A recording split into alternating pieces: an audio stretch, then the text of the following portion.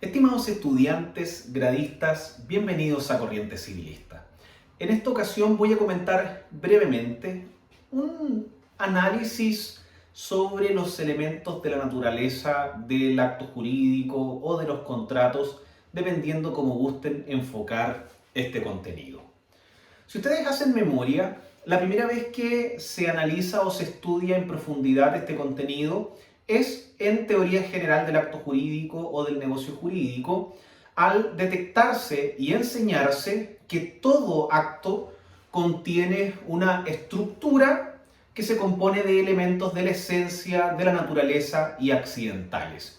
Y la mayoría de los autores enseña que dicha categorización elemental se encuentra consagrada en el artículo 1444 del Código Civil.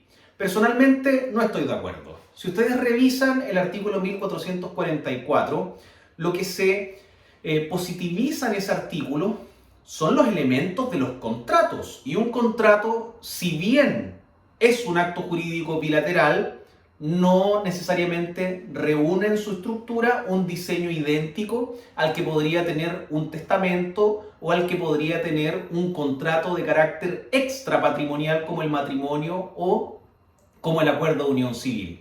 Por lo tanto, la verdad es que cuando se enseña en materia de acto jurídico lo que son sus elementos y se cita el artículo 1444 del Código Civil, la verdad es que simplemente hay que meditarlo desde un punto de vista doctrinario y no legal, ¿ya? Y esto responde a un fundamento histórico, puesto que la teoría general del acto jurídico fue construida mucho tiempo después de la dictación y promulgación de nuestro Código Civil, que entró en vigencia, ustedes saben, en 1857. Y la teoría general del negocio jurídico comenzó a irradiar sus efectos en nuestro continente pasados los años 20 o hasta los 30, para ser un poco más específico.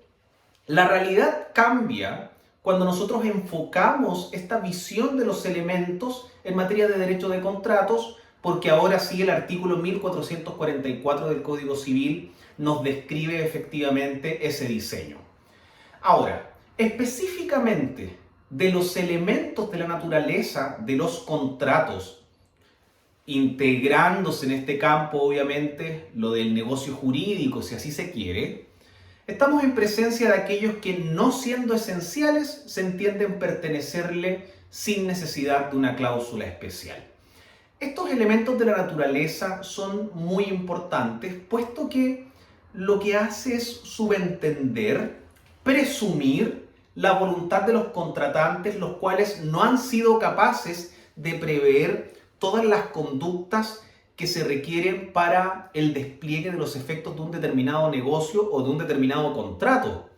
Ese vacío se completa a través de esta serie de elementos que gestiona un buen desarrollo del negocio o un buen desarrollo del contrato. ¿Cuál es el problema? Que tradicionalmente, y yo sé que ustedes lo van a recordar, se dan como ejemplos de elementos de la naturaleza a la condición resolutoria tácita, artículo 1489, también a la responsabilidad civil asociada a el saneamiento de los vicios redimitorios, como el saneamiento de la evicción, etc. Pero si lo meditan un poco, esos son efectos de las obligaciones. Y la palabra efectos dista bastante de lo que es un elemento. Porque un elemento forma parte de una estructura. Un efecto es una consecuencia. Es más, Stolfi establece que los elementos de la naturaleza debiesen ser comprendidos como consecuencias jurídicas y no como una herramienta estructural del diseño o del negocio jurídico o de la teoría general de los contratos. Hay otros autores que tratan de salvar esta circunstancia al interpretar sofisticadamente el artículo 1444, el cual habla más de cosas de la esencia, de cosas de la naturaleza y de cosas accidentales, integrando dentro del concepto de cosas lo que son efectos. Pero de todos modos, estas acciones o estas consecuencias integrarían lo que la doctrina también ha denominado como la cosificación de los derechos y consecuencias y no una visión elemental de estos. Por lo tanto, tenemos un problema. Independiente, como ustedes lo quieran interpretar, la realidad de los elementos de la naturaleza es que son absolutamente necesarios, sea en su arista de efectivamente concepción elemental o como una interpretación de irradiación de efectos. Como se quiera, suplen el vacío de los negociantes o del autor si estamos hablando de un acto jurídico unilateral. Mediten un poco, y esto a propósito de la historicidad en la época de dictación del Código Civil. ¿Cómo no va a querer el conductor de un carruaje poder resolver el contrato ante el incumplimiento de un contrato, ¿cierto?, de transporte de larga data? Él no sabe que existe tácitamente la posibilidad de resolver el contrato porque no es un conocedor de la norma, razón por la cual tampoco fue tipificada en el negocio. Pero la ley, subentendiendo la voluntad de esos contratantes de época, le otorga subterfugiamente la posibilidad de aniquilar el negocio por incumplimiento contractual. Otro ejemplo, quizás más contemporáneo. ¿Cómo no va a querer en definitiva un comprador de cualquier objeto que ustedes se imaginen poder exigir al otro de los contratantes que pueda sanear los vicios redivitorios porque el objeto comprado en realidad no ha servido para el objeto que se tuvo al contratar, por vicios ocultos que éste mantenía a la época de celebración del negocio? Él no tiene idea o ella no tiene idea lo que es un vicio redivitorio, ni las consecuencias de quanti minoris o redivisión que gestiona un vicio de este carácter. Pero el legislador civil, sabio, igualmente integra en el contrato respectivo, en este caso compra-venta, la posibilidad tácita, subterfugia o de la naturaleza de poder demandar, ¿cierto?, estas acciones y estas consecuencias atribuidas a ese incumplimiento o cumplimiento imperfecto de la obligación respectiva.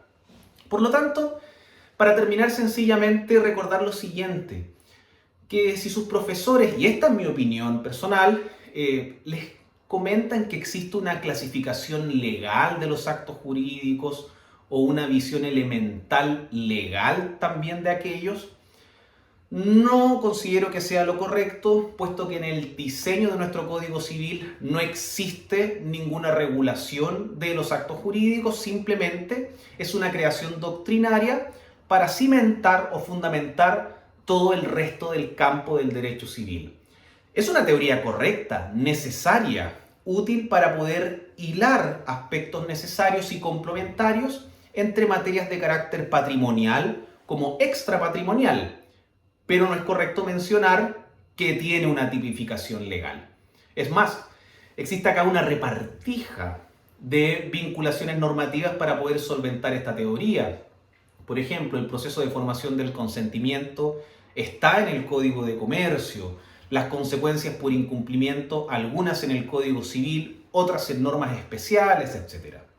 En materia de derecho de contratos, cambia esto porque efectivamente, tanto desde el artículo 1439 a 1443, efectivamente existe una clasificación legal de los contratos, incompleta, pero legal.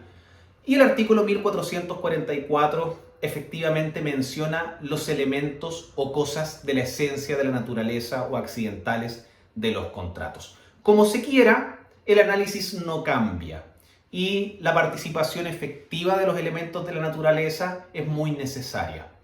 De hecho, hay autores que consideran que tanto los elementos de la naturaleza como la buena fe contractual se encaminan al mismo objetivo: establecer patrones de conducta o consecuencias necesarias para un correcto desarrollo del derecho de contratos.